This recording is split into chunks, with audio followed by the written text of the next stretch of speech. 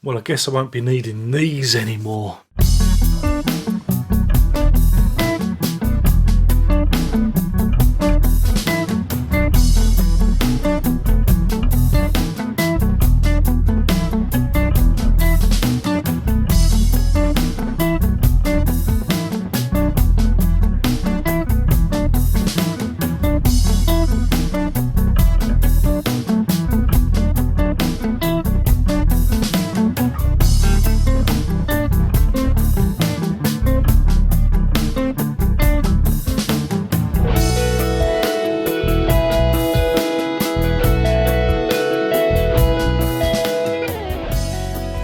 Hello, welcome to episode 430 of Prog and today.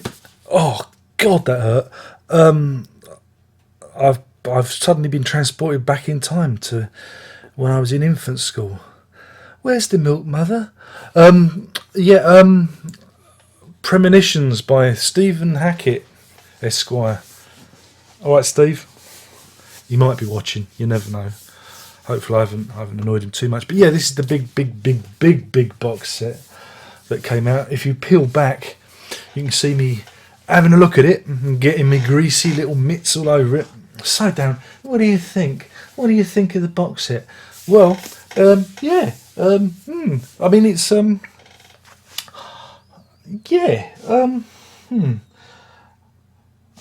Where to start? Shall we start with what I don't like?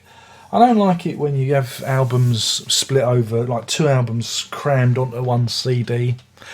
If you're doing, I don't know, how many discs is it? 14 discs? It wouldn't hurt them to just, I don't know. But yeah, so you've got, that's one of the issues. You got, Voyage Acolyte and Please Don't Touch crammed onto a disc. Please Don't Touch the rest of it, and Spectral Mornings and a bit of Defector crammed onto another disc, and Jacuzzi and a bit of Cured onto another disc, and then funny enough,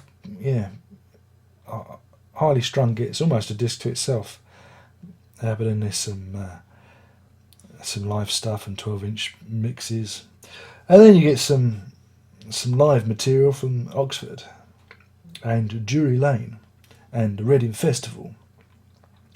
Right, yeah. Well, again, the stuff that's on those early discs you've already got. If you've got the rejiggered albums from 2005, that sounds about right.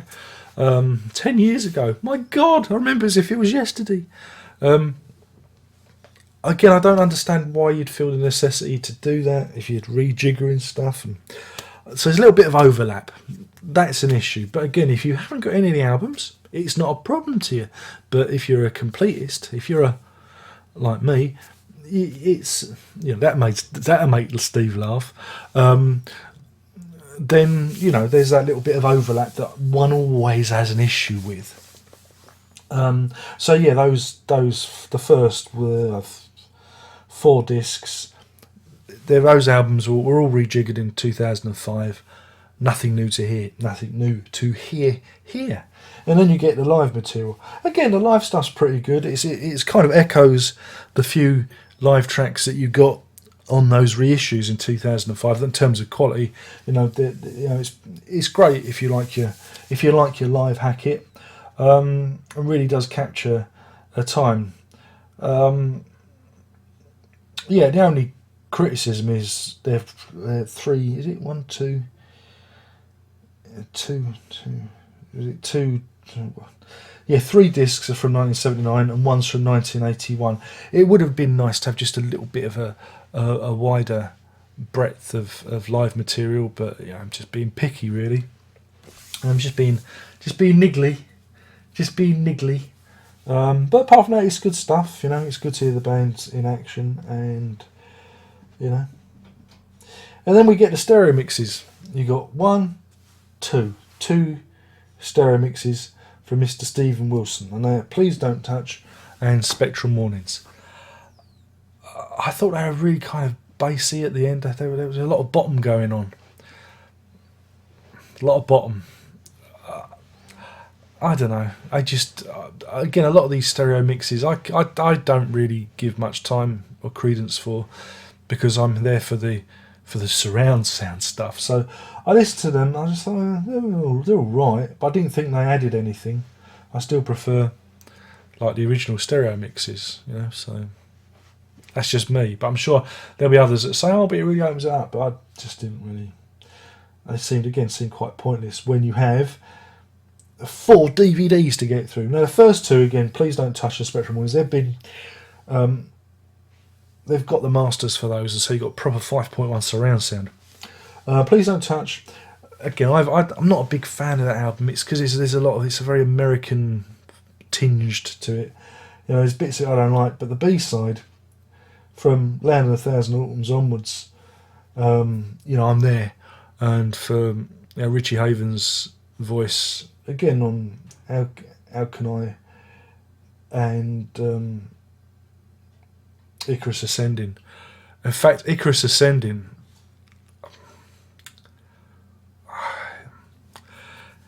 made me a little bit emotional. There may have been a man tear shed.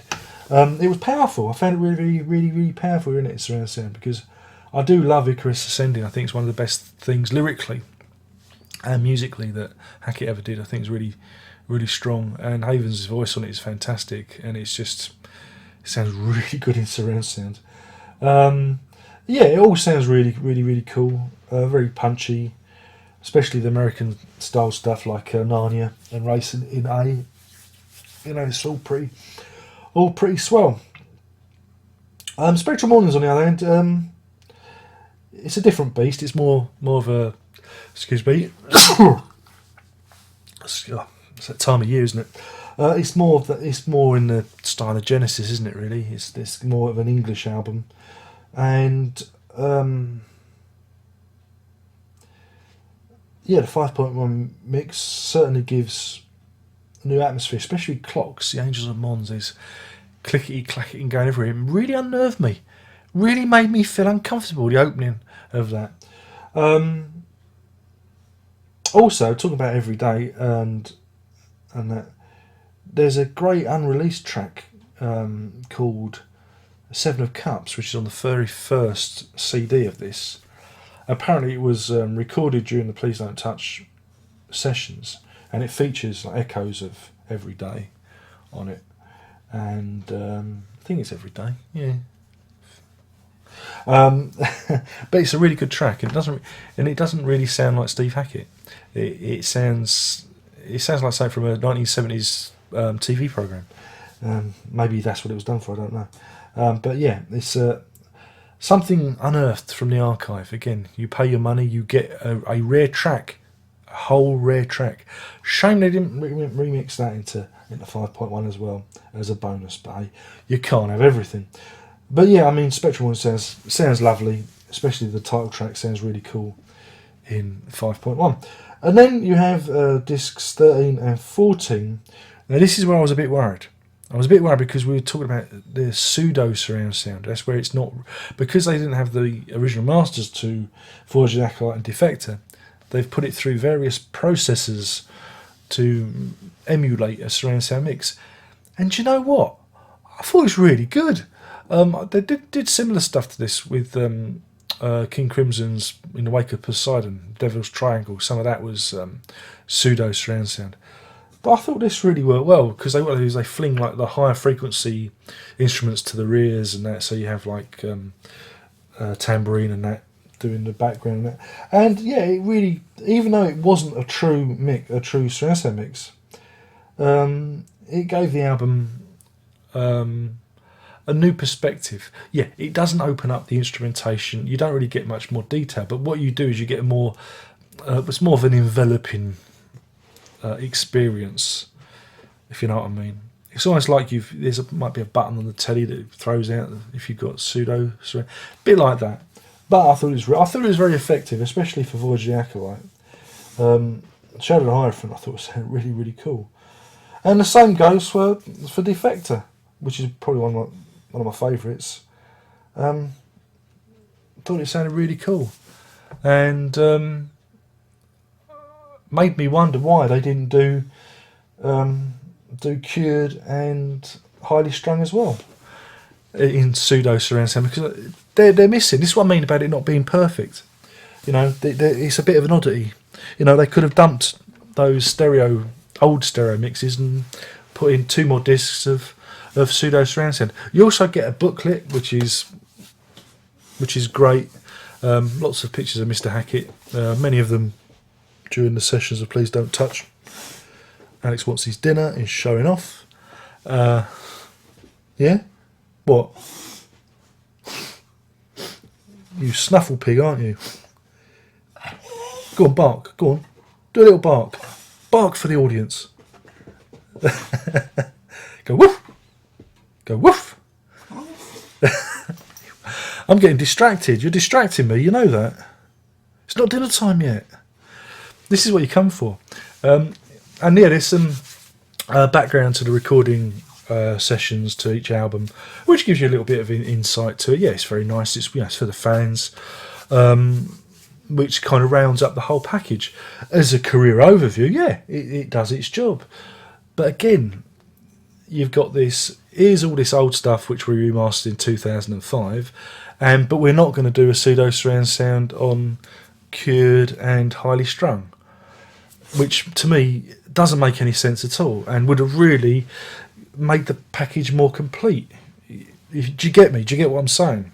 Because then you'd have been buying it for the new stereo mixes of of Please Don't Touch and Spectral Warnings, and having those pseudo surround sound mixes. But hey, what do I know? I'm just the guy that buys it and listens to it and makes videos about it.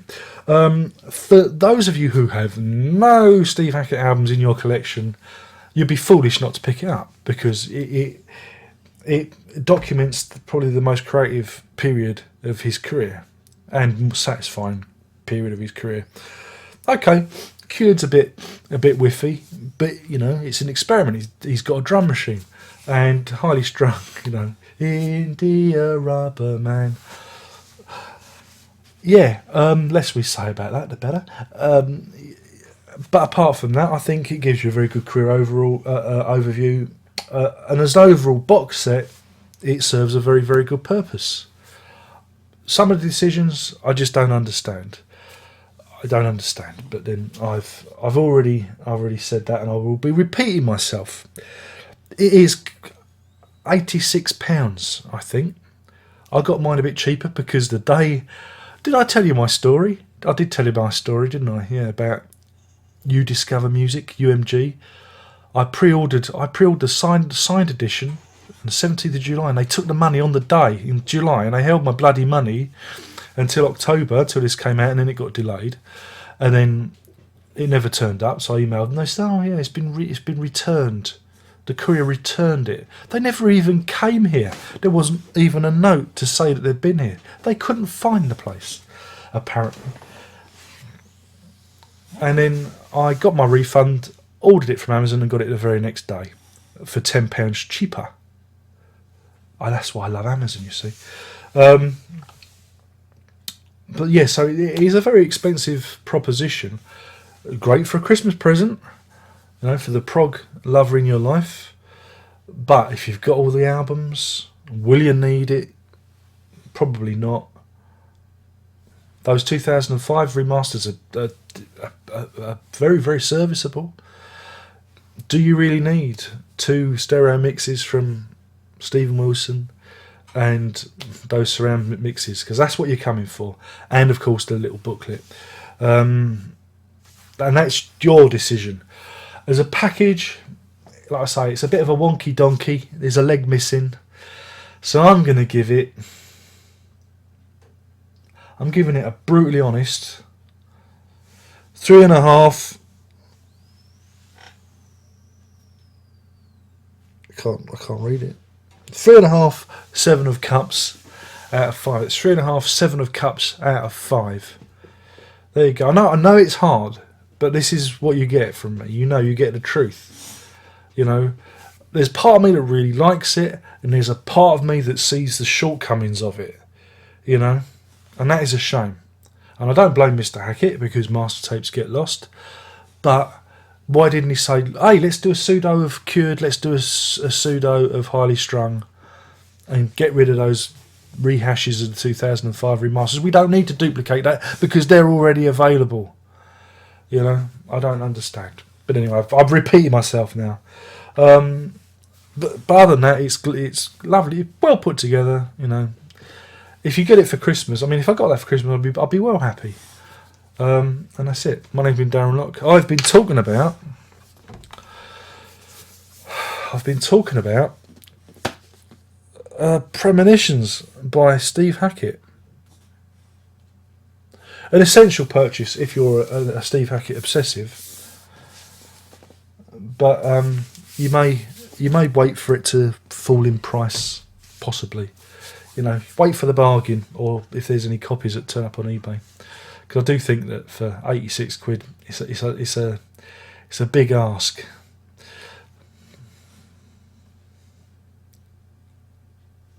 Especially if you've got those 2005 reissues.